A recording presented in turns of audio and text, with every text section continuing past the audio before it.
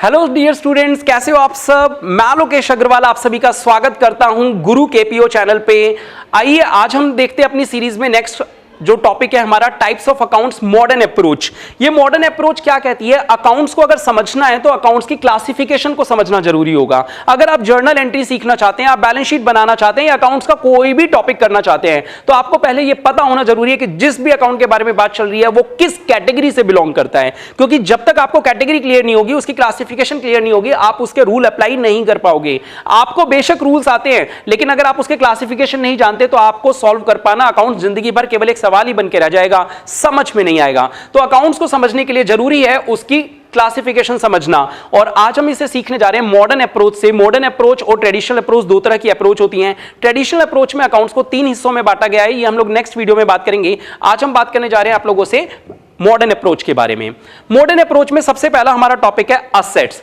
Assets के अंदर अगर हम बात करें तो असेट्स में क्या है, हर वो चीज आपकी असेट होती है। अगर मैं बहुत सिंपल वर्ड्स में बोलूं, जिस पे आपका हक है, यानी ओनरशिप अगर आपकी किसी चीज पे है और उसके बारे में सोच के अगर आपको खुशी मिल रही है ना, तो वो क्या है, आपकी असेट्स है। यानी असेट्स की पहचान है कि असेट्स के बारे में सोच के आपको क्या मिलती है, खुशी मिलती है।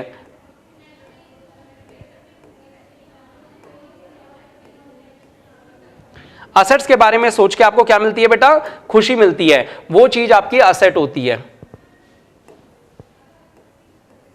ठीक है, हर वो चीज जिसके बारे में सोच के खुशी हो और आपकी ओनरशिप हो, वो असेट है। आओ कुछ नाम डिस्कस करते हैं और जरा सोच के बताना कि वो आपकी असेट है या नहीं है। तो जैसे हम बात करते हैं कैश। मान लीजिए आपकी पॉकेट में कैश पड़ा है, आपके बिजनेस में आपके गल्ले में कैश रखा हुआ है। कैसा लग रहा है आपको, अच्छा लग रहा है। कैश क्या है आपके लिए, कैश आपके लिए एक असेट है बेटा। बैंक बैलेंस, आपका बैंक में पैसा रखा हुआ है, कैसा लगेगा आपको, अच्छा लगेगा ना। बैंक असेट है बेटा आपकी। स्टॉक, आपकी दुकान के अंदर जो भी सामान रखा हुआ है, अगर आपकी दुकान के अंदर माल होगा तभी तो बेच पाओगे, तो स्टॉक क्या है, आपकी असेट है। डेटर क्या होता है और क्रेडिटर क्या होता है, ये 2 वर्ड्स आपको पता होने बेहद जरूरी है। अगर आप खुद को, जब भी अकाउंट्स पढ़ते हैं, हमने पिछली क्लास में बात करी थी, अकाउंट्स पढ़ने के लिए खुद को नजरिया रखना चाहिए बिजनेस का। तो आप खुद बिजनेस हो, जिससे आप माल खरीद के लेके आते हो बेटा उधार पे, वो आपके लिए क्रेडिटर होता है। और जिसको आप उधार पर बेचते हो, वो आपका डेटर होता है। अब सोच के देखना आपको कौन से इंसान के बारे में सोच के ज्यादा खुशी मिलेगी। अगर वो सामने से आ रहा हो तो, एक डेटर सामने से आ रहा है, क्रेडिटर सामने से आ रहा है, किसको सोच के खुशी मिलेगी। जब डेटर आएगा तो आपको ये उम्मीद आएगी कि आपको पैसे मिलने वाले हैं, और जैसे ही आपको ऐसा लगेगा आपके चेहरे पे खुशी आ जाएगी। क्यों, क्योंकि डेटर से पैसे मांगने का हक है। जैसा कि मैं कहता हूं, असेट्स क्या है, हर वो चीज जिसपे हमारा हक है वो असेट्स है ना। तो डेटर क्या है, हमारे लिए असेट है। बिल्स रिसीवेबल, एक ऐसा पेपर डॉक्यूमेंट जिसको दिखाने से पैसे मिल जाएं, वो क्या है, असेट्स है। प्रीपेड एक्सपेंस, आपके मोबाइल में रिचार्ज हो रखा है बेटा, बैलेंस है, आप पूरे साल आराम से बात कर सकते हो, नेट सर्फिंग कर सकते हो। प्रीपेड, पहले से पैसे दे रखे हैं, अब यूज करने का हक है, और जहां हक है वहां असेट है। आओ एक्रूड एक्सपेंस। एक्रूड एक्सपेंस एक ऐसे खर्च, एक्रूड इनकम आना चाहिए बेटा, यहां पे एक टाइपिंग एरर हो रखा है, एक्रूड इनकम है यहां पे। अगर आपने किसी के लिए काम कर दिया, अगर आपने किसी के लिए काम कर दिया है, परफॉर्मेंस कर दी है, लेकिन उससे अभी तक पैसे नहीं मिले हैं, लेकिन आपने तो काम कर दिया ना, तो अब आपके पास पैसे मांगने का हक है, और जहां हक हो वहां पे असेट्स होती है बेटा। एक्रूड इनकम आपके लिए क्या कहलाती है, असेट। कुछ फिक्स असेट्स की बातें करते हैं, जैसे कि फिक्स असेट्स जो लंबे समय तक, एक बार खरीद ली तो लंबे समय तक जनरली रखते हैं। ऐसा नहीं है कि बेचते नहीं है, जनरली रखते हैं, बेच भी सकते हैं, कोई दिक्कत नहीं है। लैंड, जहां तक आपकी नजर जा रही है वहां तक अपनी जमीन है बेटा, तो ये लैंड क्या है, आपकी फिक्स एसेट्स। खुद की जमीन देख के खुशी मिलती है, दूसरे की, खुद की होगी तभी तो खुशी होगी। आओ बिल्डिंग, जिस बिल्डिंग में हम लोग बैठे हैं ये बिल्डिंग हमारी है बेटा, तो बिल्डिंग हमारे लिए क्या है, असेट है, खुशी मिलती है, हक है। अगर आपका, अगर किराए की बिल्डिंग होगी तो खुशी मिलेगी क्या, वो नहीं ना। आओ, आपका हक होना जरूरी है, आपकी ओनरशिप। हक का मतलब क्या होता है, ओनरशिप होनी जरूरी है। प्लांट, बेटा प्लांट क्या होता है, जैसे फैक्ट्री का बड़ा जो सेटअप होता है वो प्लांट कहलाता है। प्लांट मशीनरी, आपके जितने भी इलेक्ट्रिकल इक्विपमेंट्स यहां पे लगे रहते हैं, जो भी चीज आप देखते हो, ये सब मशीनरी कहलाती है, ये भी आपकी असेट्स है बेटा। फर्नीचर जो लगा हुआ है, ये सब क्या है, असेट्स। व्हीकल जो बिजनेस ने ले रखा है, टेम्पो ले रखे है, गाड़ी ले रखी है, स्कूटर, टू व्हीलर, कुछ भी जो बिजनेस ने ले रखा है, वो व्हीकल्स भी क्या है, हमारे लिए असेट्स है बेटा। इंटेंजिबल असेट्स क्या होती है, ऐसी असेट्स जिन्हें हम देख और छू नहीं सकते वो भी असेट्स ही होती हैं। इनटेंजिबल मतलब जिन्हें देख और छू नहीं सकते, टेंजिबल वो जिन्हें देख और छू सकते हैं, इनटेंजिबल वो जिन्हें देखा और छुआ नहीं जा सकता। जैसे कि गुडविल, आपकी मार्केट में गुडविल है, ये बड़ी अच्छी बात है, खुशी हो रही है जानकर, लेकिन क्या इसको देखा और छुआ जा सकता है? नहीं बेटा। सॉफ्टवेयर मोबाइल के अंदर जो एप्लीकेशंस होती हैं, कंप्यूटर में जो सॉफ्टवेयर्स होते हैं, अगर आपने परचेज कर रखे हैं, माइक्रोसॉफ्ट ऑफिस का सॉफ्टवेयर परचेज किया हुआ है, टैली का सॉफ्टवेयर परचेज किया हुआ है, तो पैसे देके खरीदा है ना, जो खरीदा है वो आपको दिखता नहीं है, छू नहीं सकते। आप जो टच कर सकते हो वो कंप्यूटर की स्क्रीन है, आप उस सॉफ्टवेयर को टच नहीं कर पा रहे हो, जो उसकी कोडिंग है उसको। पेटेंट, इस तरीके से कुछ इंटेंजिबल असेट्स होती है। तो मेन है कि असेट्स होती क्या हैं? हर वो चीज, याद रखना असेट्स को पहचानने का तरीका क्या है, हर वो चीज जिस पे हमारा हक हो, जिसके बारे में जान के खुशी हो, वो असेट है। चलो लगे हाथ आपको लायबिलिटीज भी बता देता हूं। लायबिलिटीज क्या है बेटा? लायबिलिटीज हर वो चीज है जिसके बारे में सोच के टेंशन हो जाए, वो लायबिलिटीज है बेटा। लायबिलिटीज को अगर मैं असेट्स को हिंदी में कहता हूं हक, तो लायबिलिटीज को कहता हूं कर्जा या कंधों का बोझ। लायबिलिटीज क्या है? हर वो चीज जो हमें चुकानी पड़ेगी, हर वो चीज जो हमें चुकानी पड़ेगी वो हमारे लिए क्या है? लायबिलिटीज। आओ बेटा, असेट्स की ऑपोजिट लायबिलिटीज होती है, एक बार डिस्कस करते हैं। सोच के देखो, आपके बैंक में जो बैलेंस पड़ा है वो सोच के अच्छा लगता है, वो असेट है। लेकिन बैंक ओवरड्राफ्ट का मतलब क्या होता है? जितना बैंक में बैलेंस था ना उससे भी ज्यादा पैसे निकाल लिए, तो ये क्या हो गया? बैंक ओवरड्राफ्ट हो गया। अब अगर आपने ज्यादा निकाल लिए तो क्या लेके रखी लोगे? चुकाने पड़ेंगे ना नेक्स्ट मंथ या उससे बाद में। तो बैंक ओवरड्राफ्ट क्या होता है? लायबिलिटी हो जाता है। कोई भी ऐसी चीज जो चुकानी पड़े वो क्या है? लायबिलिटी है। क्रेडिटर्स, बेटा देखो, जब डेटर आ रहा था तो आपको अच्छा लगा कि पैसे आ रहे होंगे, जब क्रेडिटर आ रहा था तो आपको क्या लगा? अरे यार ये पैसे मांगने आएगा। अच्छा लगा या बुरा लगा? क्रेडिटर्स क्या होते हैं? हमारी लायबिलिटी होते हैं, क्योंकि हमें उनको पैसा चुकाना पड़ेगा। हम उनसे उधार में खरीद के लाए थे तो हमें उनको पैसा चुकाना है, तो हमारी असेट है या लायबिलिटी? लायबिलिटी बन गए। जैसे बिल्स रिसीवेबल में पैसा रिसीव होने के बारे में बोलते हैं, रिसीव होने का हक है, वो असेट है। बिल्स पेबल, जहां पे बिल्स को देख के पैसा देना पड़े, वो लायबिलिटी है, क्योंकि जो भी चीज चुकानी पड़ेगी वो लायबिलिटी होगी बेटा। आउटस्टैंडिंग एक्सपेंस, सोच के देखो कि बिजली का बिल घर में जब भी आता है अच्छा लगता है या बुरा लगता है? क्योंकि बिजली को यूज पहले कर लेते हैं, इलेक्ट्रिसिटी को, और उसका बिल बाद में पे करना होता है। आउटस्टैंडिंग का मतलब आपने काम तो करवा लिया लेकिन अभी तक पैसे नहीं दिए। काम करवा लिया ना, पेमेंट करनी पड़ेगी, तो आउटस्टैंडिंग एक्सपेंस क्या होते हैं हमारे लिए? लायबिलिटी होते हैं। चलो इनकम रिसीव्ड इन एडवांस समझते हैं। आपने किसी से काम करने से पहले ही एडवांस ले लिया कि तू पहले पैसे दे दे फिर बाद में मैं काम करके दूंगा। तो अब सोच के देखो, अगर आपने किसी से पैसे ले लिए तो क्या ये आपके कंधों पे बोझ नहीं आ गया कि अब उसके लिए काम करके ही देना पड़ेगा या पैसे वापस देने पड़ेंगे? तो इनकम रिसीव्ड इन एडवांस भी हमारे लिए क्या है? लायबिलिटीज है बेटा।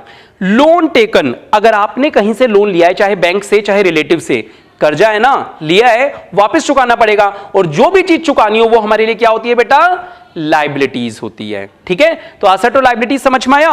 कोई अकाउंट असेट है, ये कैसे पहचाने? अगर आपको उसके बारे में सोच के खुशी हो रही है, उस पे आपका हक है, हक वर्ड याद रखना, ओनरशिप, हक है तो असेट है, कर्जा है चुकाना पड़ेगा तो लायबिलिटीज है। बड़ा ही सिंपल कॉन्सेप्ट है।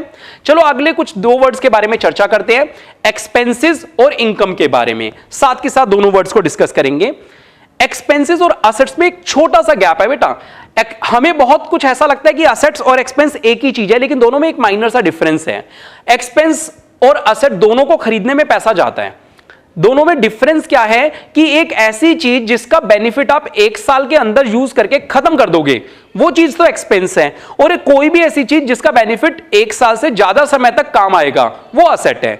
जैसे अगर मैं आप लोगों से बोलूं कि आपने मोबाइल खरीदा, मोबाइल खरीदना एक एक्सपेंस है या असेट है? तो आप कहोगे सर मोबाइल क्या है? असेट है, एक साल से ज्यादा समय काम में ले सकते हो। लेकिन मोबाइल में जब रिचार्ज करवाया वो क्या हो गया? टेलीफोन एक्सपेंस हो गया। ठीक है, टेलीफोन एक्सपेंस कहते हैं रिचार्ज को।